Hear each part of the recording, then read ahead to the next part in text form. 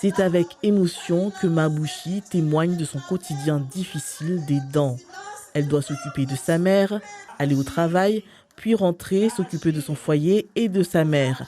Seule, elle n'y arrive plus. Elle nous confie qu'elle a besoin d'aide. C'est pas du tout une tâche facile. Mais on est là, on n'a pas de choix, on est obligé de le faire. Parce que j'ai ma vie devant moi, j'ai la vie de mes enfants, j'ai la vie de ma mère. Donc, c'est pas facile. Je suis obligée, je dors, j'ai pas de repos ni jour, ni la nuit. Selon le neurologue Bénédicte de La Fontaine, le système de santé repose sur les aidants familiaux.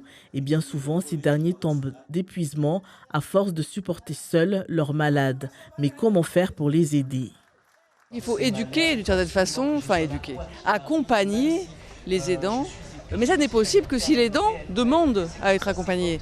Donc la première chose à faire, c'est que l'aidant prenne conscience qu'il est aidant, ne se sente pas coupable du fait qu'il demande de l'aide.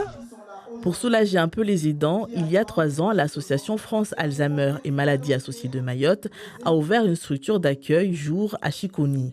En décembre prochain, une autre structure du même genre verra le jour à Akwa. Mais pour l'association, cela ne suffit pas. Il faut plus de professionnels de santé pour un diagnostic plus tôt de la maladie et avoir un meilleur suivi en termes de traitement.